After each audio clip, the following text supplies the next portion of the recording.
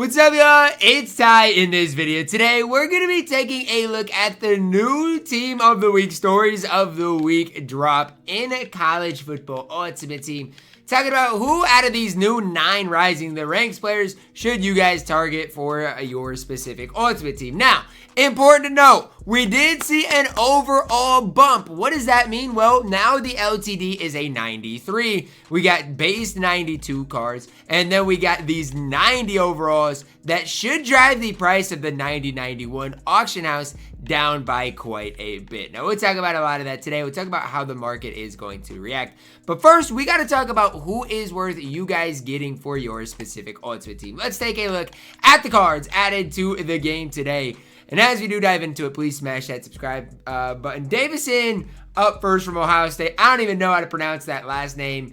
Igbinosun, I think, is kind of close, right? 6'2", 88 speed, 90 acceleration. Really good in man coverage. So if you run a lot of man coverage, Davison is a really solid corner. Best part about this card should be his price. Like, we're only 6 minutes into the new content drop, so I don't really expect a whole lot.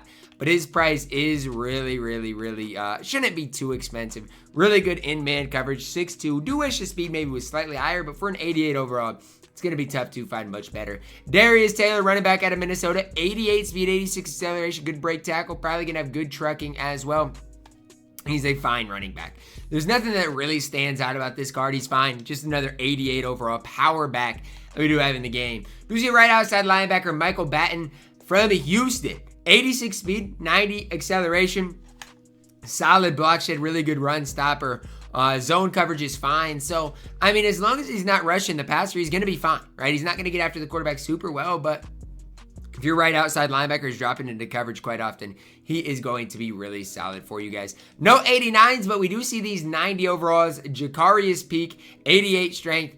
Really solid all the way around. Now, you'll see, the 80 overall pass block power, 80 overall run block power. Now, look, those stats aren't necessarily ideal. But this card is still going to be really solid at the left tackle position. Probably isn't going to be that overpriced. Like I said, I do expect the price of 90 overalls to go down by a decent amount. And for Peak, really solid at that at the 90 overall. Next up, Demetrius Knight Jr. 6'2", 88 speed, 90 acceleration, 89 zone coverage. Let's see what the block shed is like, and then we'll be able to really talk about a 77 change of direction. The 74 block shed is crazy, though. Like, getting off blocks is not going to be something Knight Jr. does really well. But as far as, like, dropping into coverage and as far as a zone cover guy, he is an absolute beast. 6'2". One thing about the middle linebacker position is it's only going to get better. Jordan Watkins up next, 90 speed. Good route runner, especially short and mid. Deep route running kind of stinks. But this card is going to be solid. Now, the one part I don't love about this card is the lack of spin move and juke move. Like, in the open field, he's not going to be that great. Does have good speed. I don't really love Jordan Watkins for a 90 overall wide receiver, though. So far, I mean, the cards have been okay. Not super high on any of them specifically, though. Kind of saw these A92s last night. Jacob Rodriguez. We didn't see all their stats, though. Outside linebacker, run stopper has 88 speed, 93 acceleration, 88 block shed. Really want to see what that zone coverage is like. 77 zone coverage as well. So my question would be, how does Jacob Rodriguez, and this is going to be a tough question for you guys, but how does he compare to a guy like Isaiah Glasgow, who I really am a fan of? Like, Glasgow is really good in zone coverage. If he's dropping into coverage, it's tough to find much better than Glasgow. So, again, I don't even know exactly where he's at here. Maybe, did I sell my Glasgow? I must have sold my Glasgow. But how does he compare to Glasgow is a question that I would tend to ask. Jacob Rodriguez. The card looks really good, though. Great speed, great acceleration, great block shed. Just getting after the quarterback, he's not going to be great at. So just kind of realize that. Dropping into coverage, though, Rodriguez is going to be an absolute beast. Kind of I didn't necessarily know about him before this today, but, I mean, solid enough zone coverage. I like the card. Michael Gonzalez, left guard, last but certainly not least. Really good in pass protection.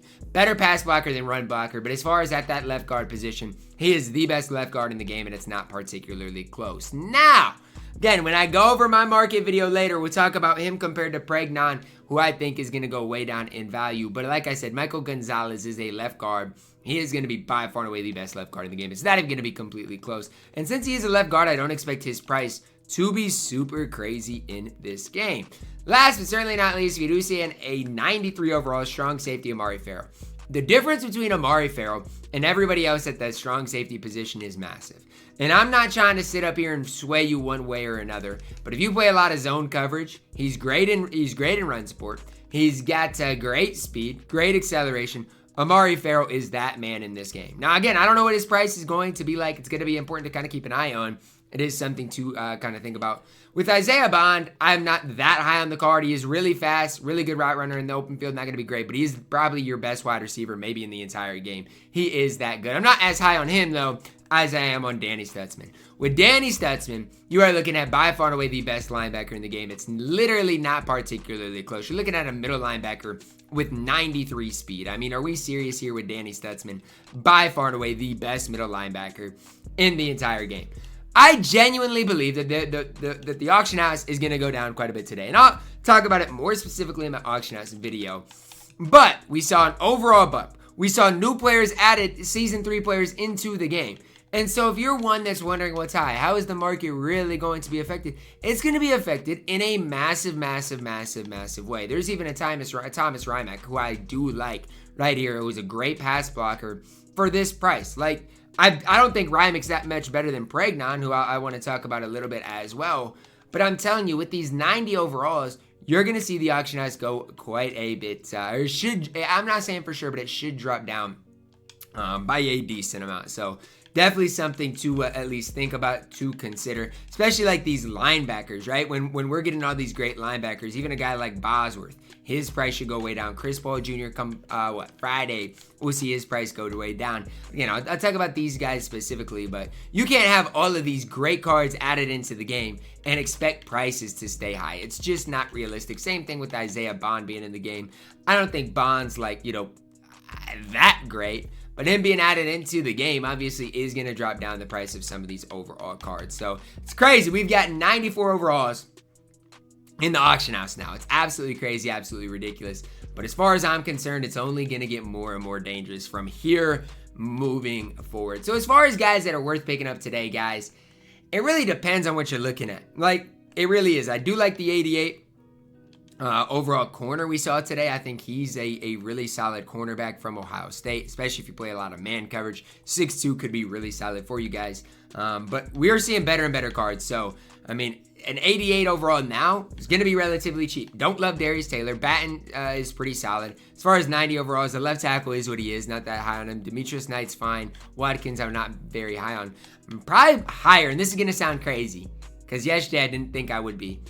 But I'm outside of Ferrell, who I think is an absolute beast. I'm probably higher on Jacob Rodriguez than anyone else. Like, he's fast. He drops in coverage well. Again, getting after the quarterback's not going to be the best thing he does.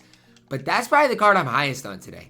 But I'm really, really interested to see how the market reacts to today's drop. Really interested in that specifically, because overall bump with obviously a really big, 2 cards in the season 3 drop.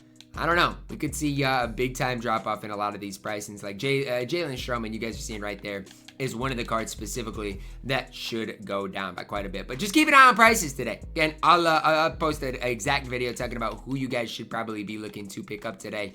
But as far as I'm concerned, guys, the auction house is going to go slightly down as cards continue to get better and better. That's going to wrap it up for our video. For me, I'll probably look at the strong safety today to pick up, and that'll be about it. I don't know if I will be able to get him. He is an LTD, so I'm guessing his price will be high throughout today.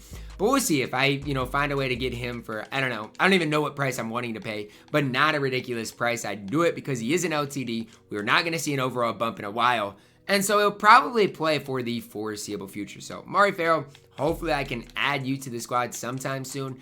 I'm going to wait on Friday. And Friday, I for sure want to get Caleb Johnson. But for now, the best running back value in the game right now is Jarquez Hunter. And it's not even close. Like, this card, by far and away, is the best running back value in the game. But I'll talk about that in my market video separately. But I just kind of want to foreshadow some things and give you guys some tips and tricks that if you're seeing this video can hopefully help you guys out in a big time way. For me, that's going to wrap it up. Not a ton here I don't want to say there's not a ton, but it's just tough because, I don't know exactly where the market's going to be, so I don't know how to really hype these cards up. But overall, it's a solid drop today because of the new season 3 cards added into the game, and because we know the auction house is going to drop. Drop a like on the video, guys. Subscribe if you are new, and as always, man, I love you guys. Have a blessed day.